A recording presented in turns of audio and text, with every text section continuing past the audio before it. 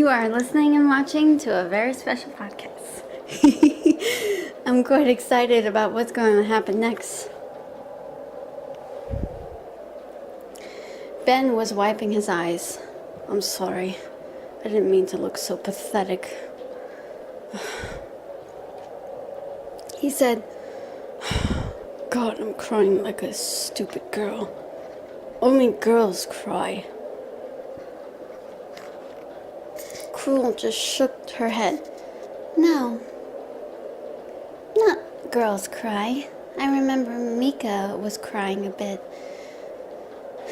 He didn't want to be a monster. Poor thing. He looked really adorable, but he couldn't resist his urges. I can relate, but listen. What happened wasn't your fault. God. For heaven's sake, I heard that many times. What happened wasn't your fault. What happened wasn't your fault.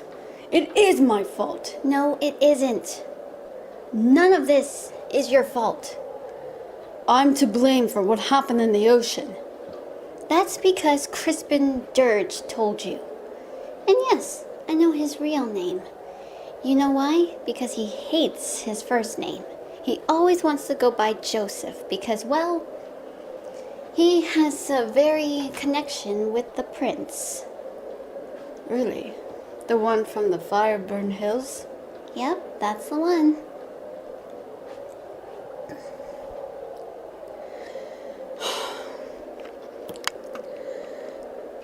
Then Ben had to say, Cruel, it's a strange name you have, but do you know if this world is full of cruel people? Cruel then began to smile. You're talking to someone who's been living 1,000 years for all her life. I'm a 300-year-old vampire. 500, to be exact.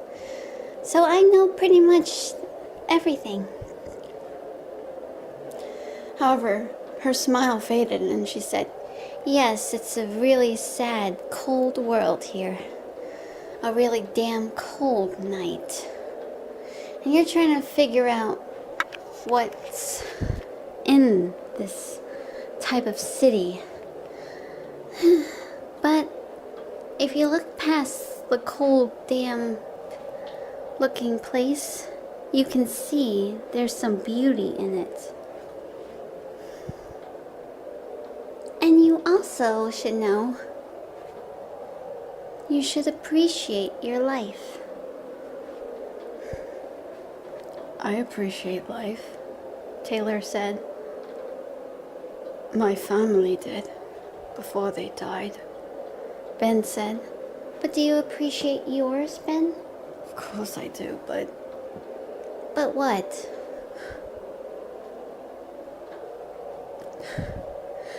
I didn't ask for this, Ben cried out. I didn't ask for the fact that my family is dead. I didn't ask to see the true colors of my father.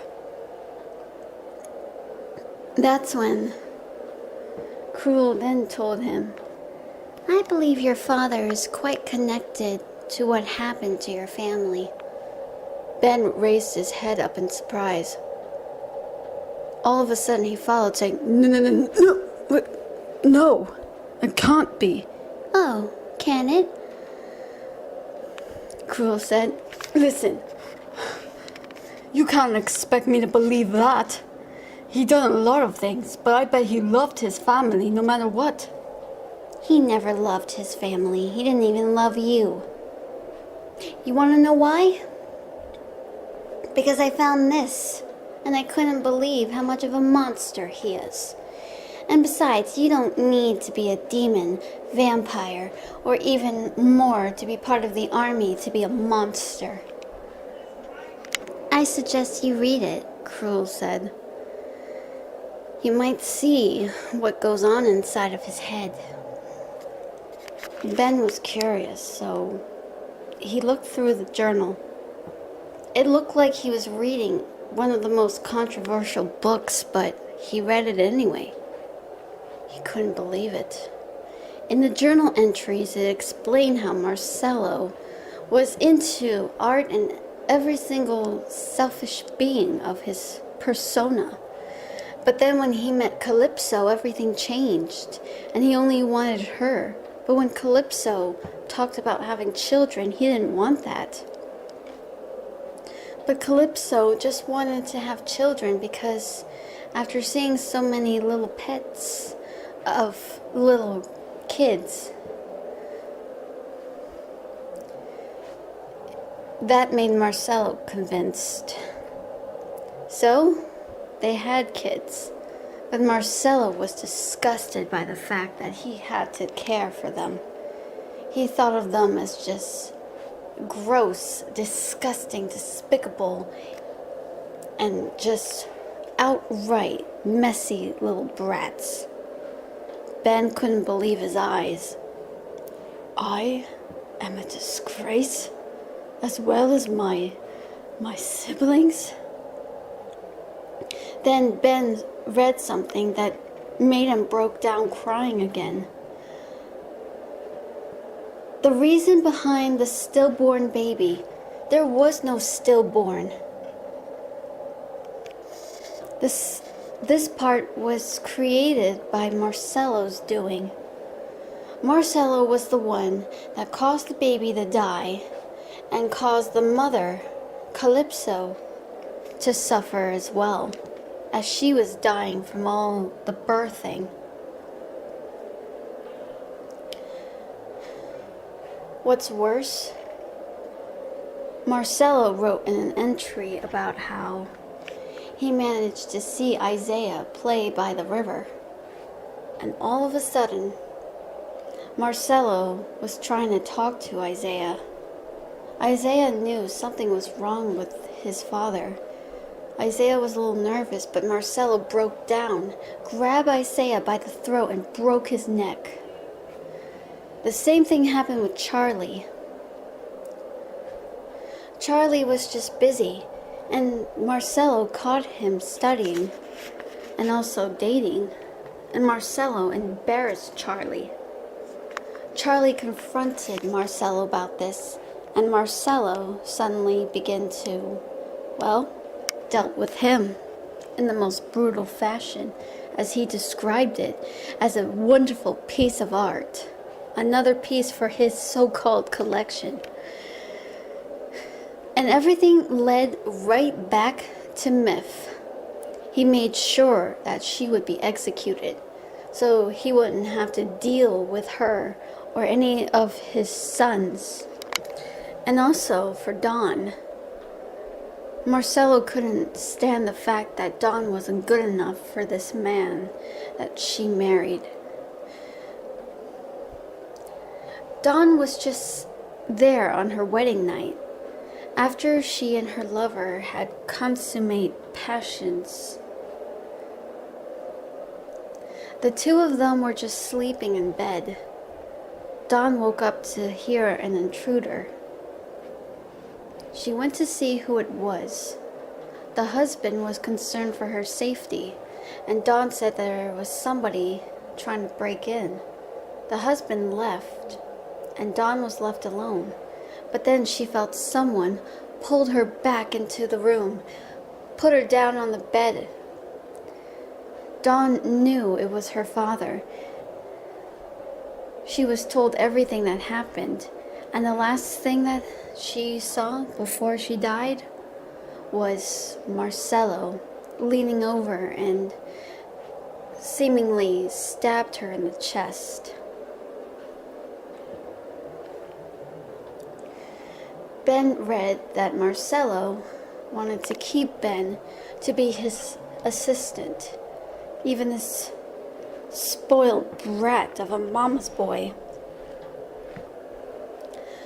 managed to do good with his hands. Ben looked like he wanted to rip the journal in half.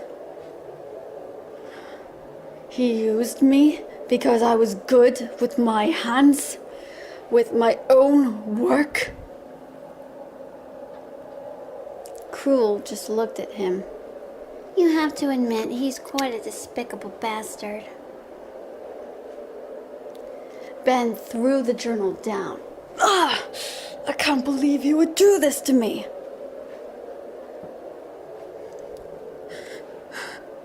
I can't believe it. I can't believe it, he said. This isn't a good time to let your emotions show. We have to keep moving. Maybe this isn't a good time to say it. But you really need to know. We'll have to deal with him in some other way. He's responsible for what happened to your family.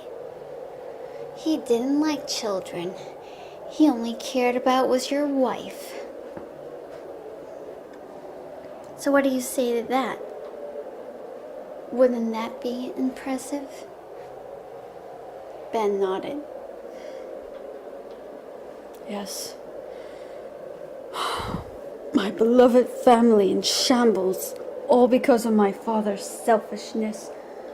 Now what am I going to do? Ben wondered. It's not what you're going to do, it's what we're going to do. Don't fret. I know we're going to pull this through. You and I, and also Taylor. You'll be at the very heart of a scientific enterprise that will change the world. That's all you ever wanted, wasn't it? So, let us get started. I believe the Haragi clan has something big for tomorrow. And I believe you have that little plan in mind. The inspector's not going to do anything. I believe Rosemary's going to have that all covered. Ben nodded. Yes, let us plan this, he said. Cruel then put her hands together in a small clap. Wonderful. I hope you have the stomach to see what happens next, Cruel said. Taylor nodded. I do, he said. Ben smiled with confidence. Questions, Taylor? Taylor started to say, well, but Ben said, you're welcome. Let's get started. Look out, Kareto Haragi. Benjamin is going to come for you. Woo-wee! This is going to be quite exciting now, isn't it? Yes, but we're going to continue more on this, and you're going to see what happens next in somebody's point of view. Corretto, prepare to meet Ophelia. Yeah. Or better yet, Corretto Haragi, prepare to meet your maker. Anyway, yeah, I'll see you guys next time. I'm Catherine Donovan.